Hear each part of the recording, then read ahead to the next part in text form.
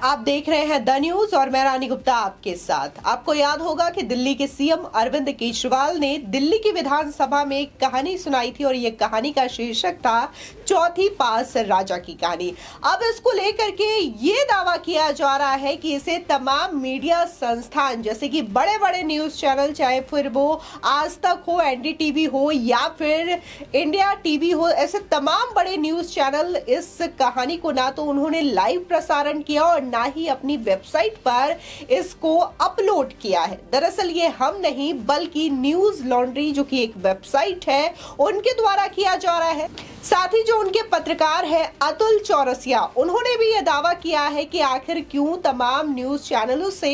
अरविंद केजरीवाल के द्वारा सुनाई गई चौथी पास राजा की कहानी गायब है। इसी के साथ ही ये भी कहा जा रहा है कि दरअसल ये गायब इसलिए नहीं है क्योंकि वहां पर मीडिया संस्थान इसे दिखाना नहीं चाहती, बल्कि इसलिए गायब है क्योंकि ऊपर से ऑर्डर दिए गए हैं कि अरविंद केजरीवाल के द्वारा अगर दिल्ली की विधानसभा में कुछ बातें कही जाती है तो उसे लाइव नहीं दिखा सकते, यानी कि उसका कवरेज ही नहीं करना है। लेकिन आपको बता दें कि जिस तरीके से अरविंद केजरीवाल जो बातें कह रहे हैं इसको लेकर के तमाम बातें निराधार बताई जा रही है और कहा जा रहा है कि ना तो अरविंद केजरीवाल इसमें किसी का नाम ले रहे हैं और जो बातें वो कह रहे हैं उसका कोई आधार नहीं बनता, जिसकी वजह से न्यूज चैनल जो है उन्होंने इसको ज्यादा फोकस करने का काम नहीं किया है। आपको बता दें कि हालांकि जिन चैनलों का नाम लगाया गया है और ये कहा जा रहा है कि बहुत सारे न्यूज चैनल हैं जिन्होंने इसको दिखाया ही नहीं है, कवरेज की नहीं है और साथ ही इन्होंने अपने वेबसाइट पर भी इसकी खबर अपलोड नहीं की है। तो आपको बता दें कि बहुत सारे न्यूज चैनल हैं, चाहे बात हम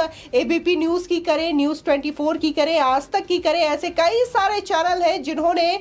अरविंद केजरीवाल के लाइव प्रसारण को भी दिखाया था विधानसभा से और इसी के साथ ही उन्होंने अपनी वेबसाइट पर इस खबर को भी अपलोड किया था। इसी के साथ ही अगर हम बात करें तो अभी मीडिया में जो खबर चल रही थी वो थी अतीक अहमद और अशरफ अहमद के हत्याकांड की खबर। बता दें कि ये जस्ट एक दिन पहले हुआ था और इससे पहले ही अरविंद केजरीवाल की जो सीबीआई के सामने पेशी थी, यानी कि सीबीआई ने समन जारी किया था अरविंद केजरीवाल को पूछताछ के लिए और इस पूछताछ के दिन ही इन दोनों के ही हत्याकांड को अंजाम दिया गया था, जिसकी वजह से तमाम जो न्यूज चैनल थे देश भर के उनका रुझान कहीं ना कहीं अतीक अहमद हत्याकांड पर ही था, क्योंकि ये देश की सबसे बड़ी खबर थी और लगातार बहुत सारे ऐसे पॉलिटिशियन थे जो कि लगातार यूपी की सुरक्षा व्यवस्था को लेकर के सवाल उठा रहे थे, सीएम योगी आदित्यनाथ को लेकर के सवाल उठा रहे थे और साथ ही अतीक अशरफ हत्याकांड को लेकर के बहुत सारे सवालिया निशान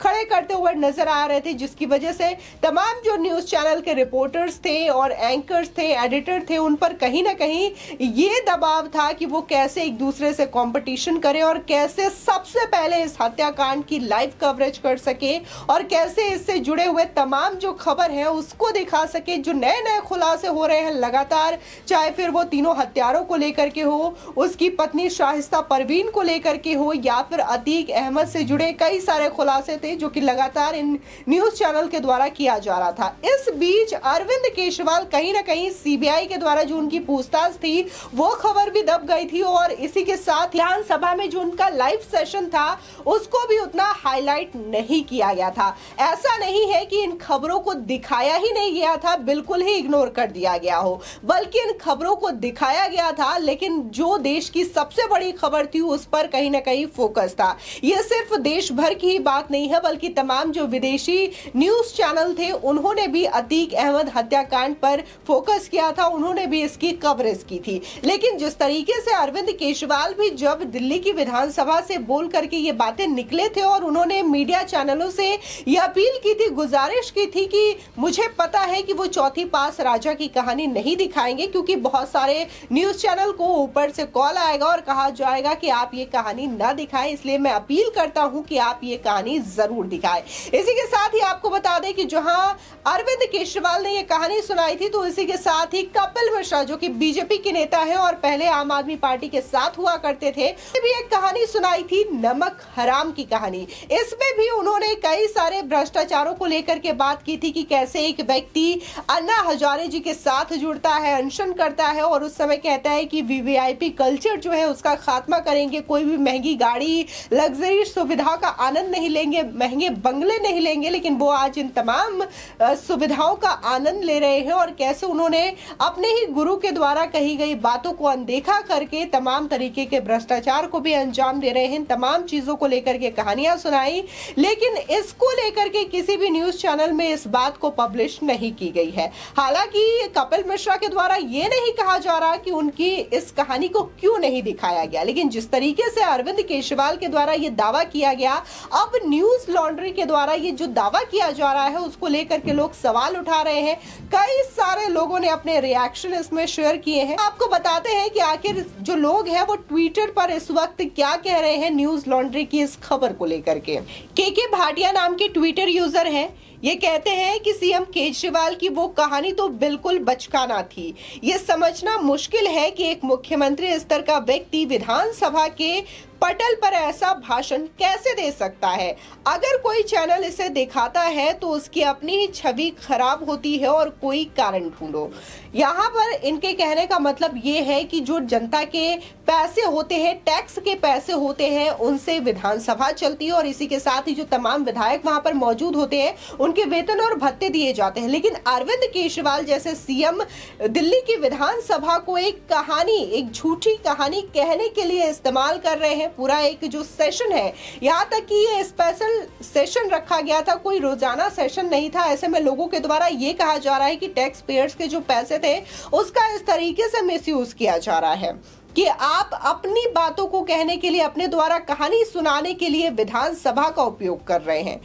इसी के साथ ही हितेश सिंह नाम के ट्विटर यूजर हैं। ये कहते हैं कि अब लोग जान गए हैं कि केजरीवाल झूठ बोलते हैं, उसके सिवाय उन्हें कुछ काम नहीं आता। सिर्फ झूठ बोलकर ये यहाँ तक आए हैं। कोई काम किया है तो बता दीजिए। दिल्ली को इसकी नजर लग गई है, वरना शीला दीक्षित जी ने बहुत काम दिल्ली के अंदर किए हैं। इसी के साथ ही एक अन्य ट्विटर यूजर कहते हैं कि बाकी राज्यों के भी सीएम है। अगर देखा जाए तो इस देश में टोटल 30 सीएम है, 30 राज्यों के, लेकिन क्या हर वक्त हर न्यूज चैनल में हर एक राज्य का सीएम दिखाई देता है? जिस तरीके से अरविंद केजरीवाल को लेकर के बातें कही जा रही है, अरविंद केजरीवाल जो है वो दिल्ली के सीएम है, इसलिए उनको इस चीज का फायदा मिलता है कि उनकी प्रेस कॉन्फ्रेंस को और उनसे जुड़े हुए जो भी न्यूज होते हैं वो तुरंत या तो वेबसाइट पर अपलोड होती है या तो फिर न्यूज चैनल्स में दिखाई जाती है। ये इस वजह से फायदा मिलता है क्योंकि दिल्ली एक केंद्र शासित प्रदेश है। लेकिन अन्य राज्यों की बात की जाए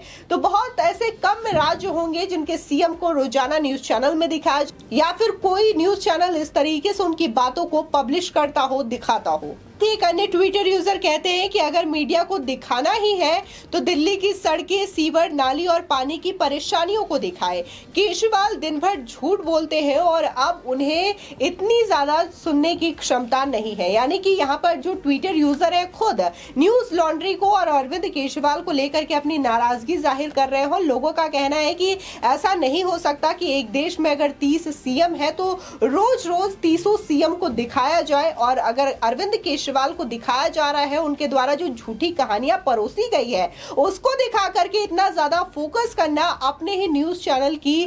इमेज जो है वो बदनाम होगी। इसी के साथ ही अनुराग ठाकुर ने भी एक इंटरव्यू में ये कहा था कि अरविंद केजरीवाल के पास इतना दम है, इतना साहस है तो उन्हें किसी सभा में जाकर के ये बातें बोलनी चाहिए। वो विधानसभा की आड़ लेकर के क्यों इस तरीके के आरोप लगाते हैं, झूठी बातें करते हैं? अगर वो जो बातें कह रहे हैं उनके पास प्रूफ है, सबूत है, तो वो किसी सभा में बोले और तमाम सबूतों के साथ बोले। क्योंकि अगर वो विधानसभा में ये चीजें बोलते हैं तो इसको लेकर के मानहानि का केस नहीं हो सकता, इसको लेकर के कोई दूसरा व्यक्ति बोल नहीं सकता, जिसकी वजह से वो बार बार विधानसभा की आड़ लेते हैं। और अगर उन्होंने किसी सभा में ये बातें बोली हो, किसी इंटरव्यू में बोली हो, तो इसके बाद की जो पूरी प्रक्रिया है वो भी अरविंद केजरीवाल ने देखी है कि कैसे उन्होंने झूठे आरोप लगाए हैं। उसके बाद मंत्रियों से और नेताओं से कैसे उन्होंने झूठे आरोपों के बाद माफी भी मांगी है। फिलहाल इस खबर को लेकर के आपकी क्या राय है हमारे कमेंट सेक्शन में जरूर बताएं। आगे की और भी अपडेट के लिए चैनल को सब्सक्राइब करना ना भूलें।